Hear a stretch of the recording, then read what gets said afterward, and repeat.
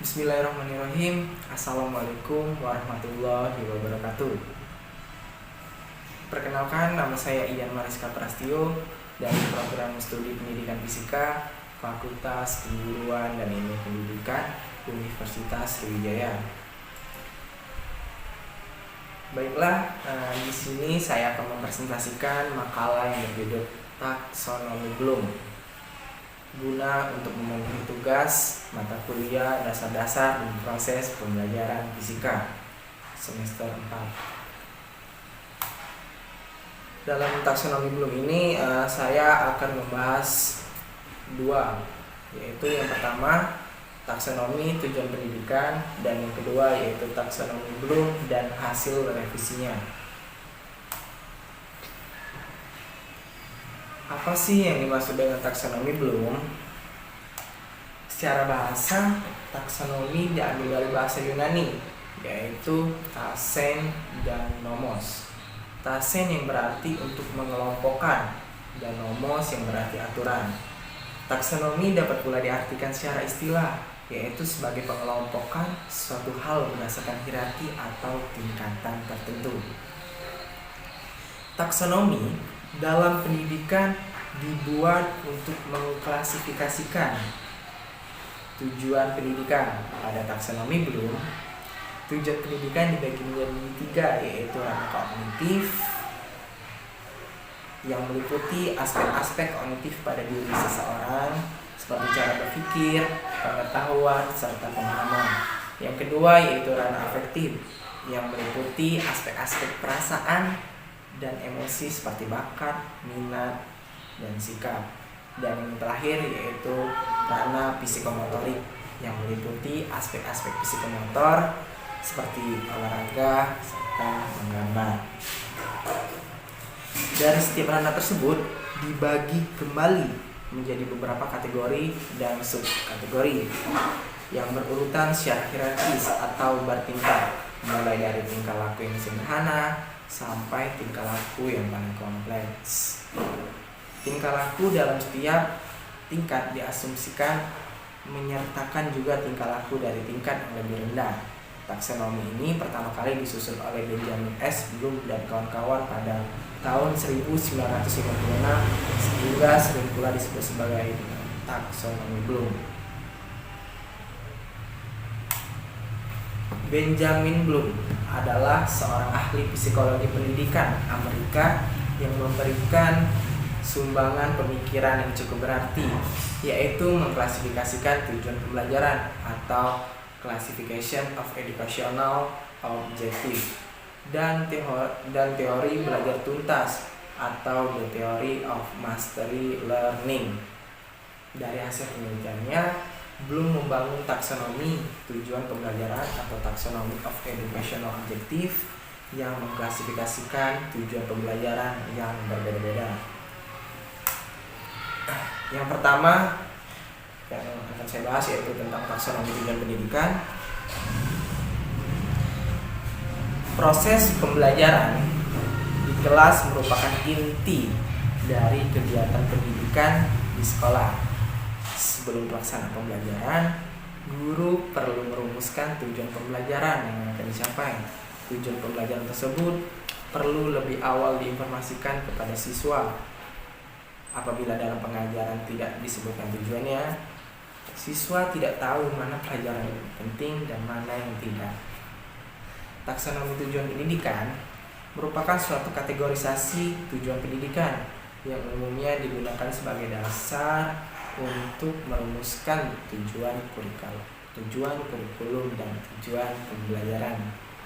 Taksonomi tujuan terdiri dari domain-domain kognitif, afektif, dan psikomotor.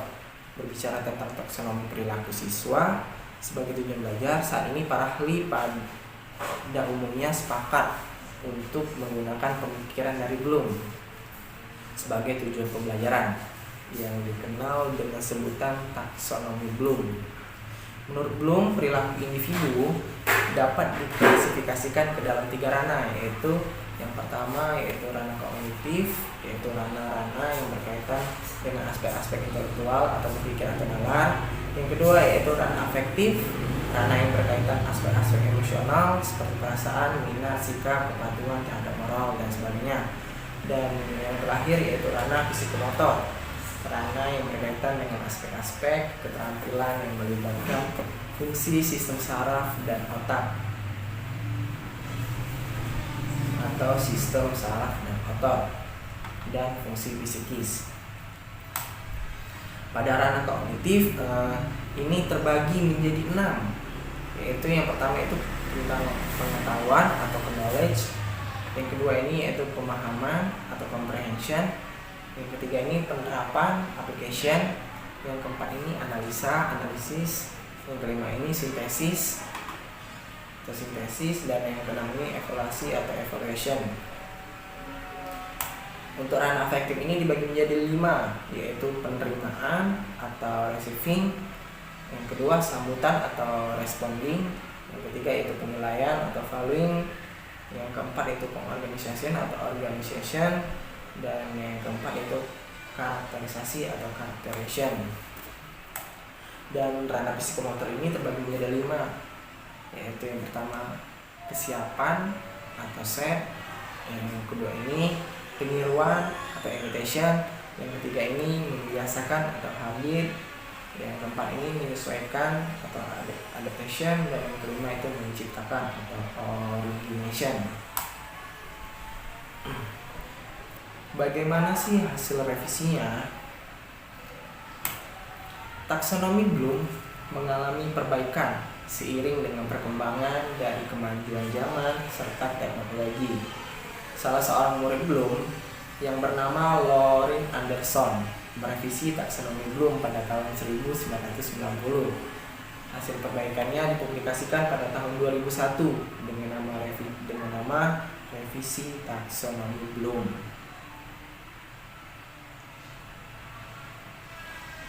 Dari hasil penelitiannya, Bloom membangun taksonomi tujuan pembelajaran yang mengklasifikasikan tujuan pembelajaran yang berbeda-beda.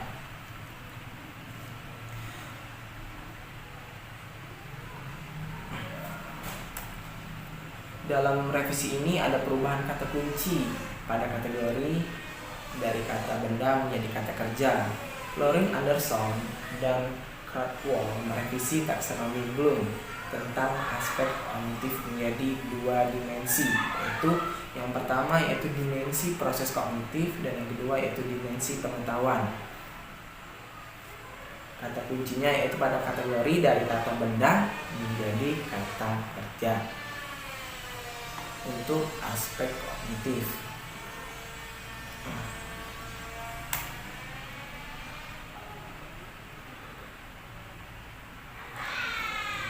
Ini merupakan dimensi proses kognitif. Ada C1, mengingat. Proses mengingat adalah mengambil pengetahuan yang dibutuhkan dari memori jangka panjang. Pengetahuan yang dibutuhkan ini boleh jadi pengetahuan faktual, konseptual, prosedural, atau metakognitif, atau kombinasi dari beberapa pengetahuan beberapa ini. Untuk mengakses pembelajaran siswa dalam kategori proses kognitif yang paling sederhana ini, guru memberikan pertanyaan, mengenali, tahu, mengingat kembali dalam kondisi yang sama persis dalam kondisi ketika siswa belajar materi yang diujikan. Guru dapat mengubah kondisinya. Pengetahuan mengingat penting sebagai bekal untuk belajar yang bermakna dalam menyelesaikan masalah, karena pengetahuan tersebut digunakan dalam tugas-tugas yang lebih kompleks, yaitu yang pertama tugas mengenali. Proses mengenali adalah mengambil pengetahuan yang dibutuhkan dari memori jangka panjang untuk membandingkan dengan informasi yang baru saja diterima. Dan yang kedua yaitu mengingat kembali. Proses mengingat kembali adalah mengambil pengetahuan yang dibutuhkan dari memori jangka panjang ketika soalnya menghendaki demikian. Soalnya sering berupa pertanyaan. Yang kedua yaitu ini C2, memahami.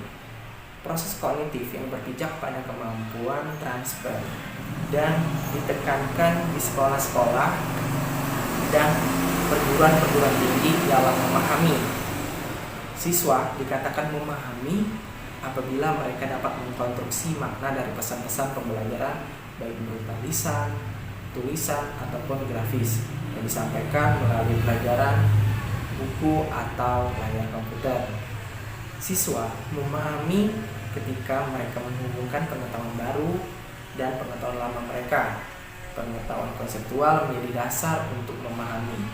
Proses-proses kognitif dalam proses memahami meliputi menafsirkan, mencontohkan, mengklasifikasikan, merangkum, menyimpulkan, membandingkan, dan menjelaskan. Yang ketiga yaitu mengaplikasikan. Proses kognitif mengaplikasikan melibatkan penggunaan prosedur-prosedur tertentu untuk mengerjakan soal latihan atau menyelesaikan masalah. Mengaplikasikan berkaitan erat dengan pengetahuan prosedural dalam mengimplementasikan. Memahami pengetahuan konseptual merupakan prasyarat untuk dapat mengaplikasikan pengetahuan prosedural. Yaitu yang keempat, C4, menganalisis. Menganalisis melibatkan proses memecah-mecah materi jadi bagian-bagian kecil dan menentukan bagaimana hubungan antara bagian dan antara setiap bagian dan struktur keseluruhannya. Kategori proses menganalisis ini meliputi proses-proses kognitif membedakan, mengorganisasi, dan mendistribusikan. Tujuan-tujuan pendidikan yang diklasifikasikan dalam menganalisis mencakup belajar untuk menentukan potongan-potongan informasi yang relevan atau penting, atau membedakan, menentukan cara-cara untuk menata potongan informasi tersebut atau mengorganisasikan, dan penentuan tujuan dibalik informasi atau mengatribusikan. Kategori-kategori proses memahami, menganalisis, dan mengevaluasi serta berkaitan dan kerap kali digunakan untuk melakukan tugas-tugas kognitif. Yang C5 yaitu mengevaluasi. Mengevaluasi didefinisikan sebagai membuat keputusan berdasarkan kriteria dan standar. Kriteria yang paling sering digunakan adalah kualitas, efektivitas, efisiensi, dan konsistensi. Kategori mengevaluasi mencakup proses-proses kognitif memeriksa atau keputusan-keputusan yang diambil berdasarkan kriteria internal, dan mengkritik yaitu keputusan-keputusan yang diambil berdasarkan kriteria eksternal. Perlu diingat bahwa tidak semua keputusan bersifat evaluatif.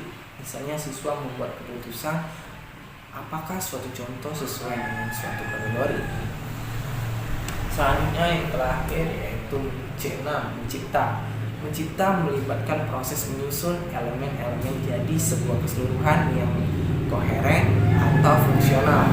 Tujuan-tujuan yang diklasifikasikan dalam mencipta meminta siswa membuat produk baru dengan mengorganisasi sejumlah elemen atau bagian menjadi suatu pola atau struktur yang tidak pernah ada sebelumnya.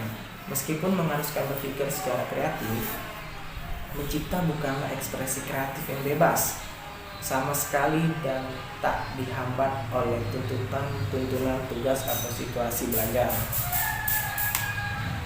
Ini merupakan perbedaan dari taksonomi Bloom sebelum direvisi dan taksonomi Bloom hasil revisinya. Bisa dilihat di sini, pengetahuan menjadi mengingat, pemahaman menjadi memahami, penerapan menjadi menerapkan, analisa menjadi menganalisis, sintesa menjadi mengevaluasi, evaluasi menjadi mencipta. Selanjutnya yaitu dimensi pengetahuan, yaitu terbagi menjadi 4, yaitu pengetahuan faktual, pengetahuan konseptual, pengetahuan prosedural, dan pengetahuan metakognitif.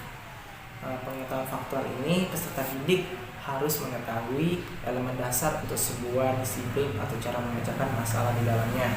Jadi faktual ini adalah elemen dasar untuk sebuah kedisiplinan atau cara untuk memecahkan masalahnya. Yang kedua ini yaitu pengetahuan konseptual, keterkaitan di antara unsur-unsur dasar struktur yang lebih besar atau cara mengerjakan keterkaitan di antara unsur dasar struktur yang lebih besar yang memungkinkan mereka untuk berfungsi bersama-sama. Itu untuk konsep. Kuncinya itu konsep. Yang ketiga itu pengetahuan prosedur. Pengetahuan prosedural adalah pengetahuan tentang cara melakukan sesuatu.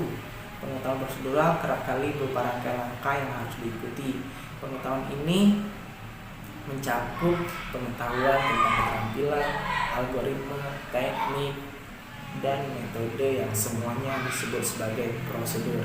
Dan yang terakhir yaitu pengetahuan metakognitif. Pengetahuan metakognitif adalah pengetahuan tentang kognisi secara umum dan kesadaran akan serta pengetahuan tentang kognisi diri sendiri. Pengetahuan metakognitif meliputi pengetahuan tentang strategi umum yang dapat dipakai untuk beragam tugas, kondisi-kondisi yang memungkinkan pemakaian strategi, tingkat efektivitas strategi, dan pengetahuan diri.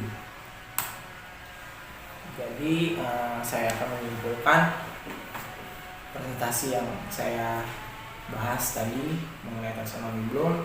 Simpulannya yaitu taksonomi Bloom dikembangkan untuk tujuan pendidikan, disusun secara hierarki atau bertingkat dengan maksud untuk mengkategorisasi hasil perubahan pada diri siswa sebagai hasil di luar pembelajaran. Secara garis besar terbagi menjadi 3 ranah atau kawasan domain, yaitu ranah kognitif berkaitan dengan kondisi atau penalaran atau pemikiran, dalam bahasa pendidikan Indonesia disebut cipta.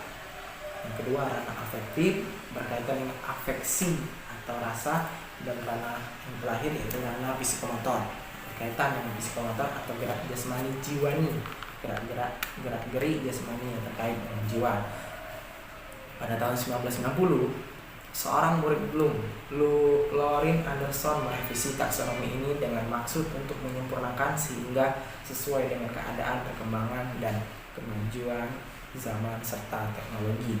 Dalam revisi ini, Anderson tetap mempertahankan klasifikasi hierarkis ranah kognitif dalam 6 tingkatan yang telah dibuat Bloom sebelumnya, sekalipun dengan nomen yang sedikit berbeda.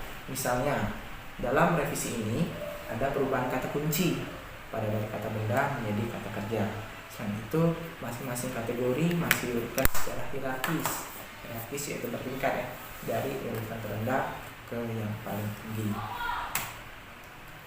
Selain beberapa hal di atas, taksonomi Bloom juga dapat dijadikan acuan sebagai seorang guru dalam menyusun soal-soal untuk evaluasi. Hendaknya soal-soal tersebut dapat meliputi seluruh tingkat atau ranah kognitif, disusun dari yang termudah, yaitu yang termudah tingkat terendah dari ranah kognitif C1 hingga ranah kognitif tertinggi C6. Meski karyanya tidak dalam bentuk benda, namun dalam bentuk hipotesis atau dugaan atau rancangan sementara.